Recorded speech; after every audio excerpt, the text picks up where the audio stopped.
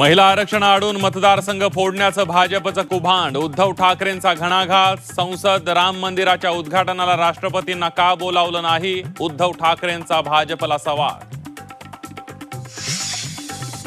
भाजप मनुवादी विचाराने चालतो, त्यांना महिला आरक्षण द्यायचं नाही. रोहित पवारांकडून प्रेझेंटेशन देत सत्ताधाऱ्यांवर आरोप, तर पीपीटी दाखवत आम्हीच खरे दाखवण्याचा रोहित पवारांचा प्रयत्न. भाजपचा पलटवार.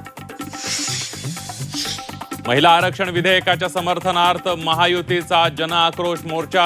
मुख्यमंत्री देवेंद्र फडणवीसांसह महायुतीचे प्रमुख नेते उपस्थित राहणार. जांभोरी मैदान ते वरळी डोम दरम्यान काढला जाणार मोर्चा.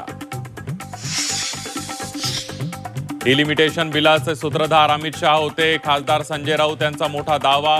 भाजपच्या एका गटाला मोदींना घालवायचे वेध लागलेत, राऊतांचं वक्तव्य. बारामतीत सुनेत्रा पवारांच्या सभेसाठी सुप्रिया सुळे हजर राहणार. मुख्यमंत्री फडणवीसांसह महायुतीच्या नेत्यांसोबत सांगता सभा पार पडणार. भोंदू अशोक खरात भोवती ईडीने चौकशीचा फास आवळला. मालमत्ता जप्तीची कारवाई सुरू झाल्याची सूत्रांची माहिती, तर ईडी लवकरच खरातचा ताबा घेण्याची शक्यता.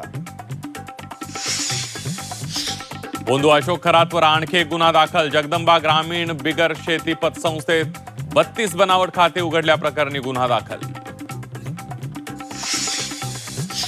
नाशिक धर्मांतर प्रकरणातील आरोपींच्या मोबाईलमधून धक्कादायक तपशील समोर. व्हॉट्सअप ग्रुपच्या माध्यमातून महिलांवर मानसिक दबावासह छळवणुकीचे प्रयत्न.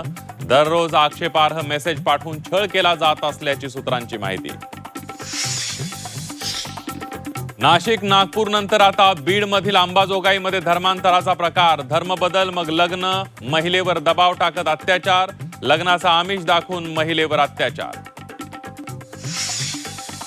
परतवाडा लैंगिक शोषण प्रकरणातील आरोपीचा भयान चेहरा समोर. अयान अहमदने पैशांसाठी आईचं मंगळसूत्र विकलं.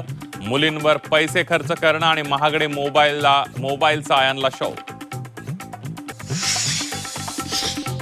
आणि तपोवनातील वृक्षतोडी विरोधात पर्यावरण प्रेमी आक्रमक. तपोवन वाचवाच्या घोषणा देत नाशिक महापालिकेवर धडक मोर्चा.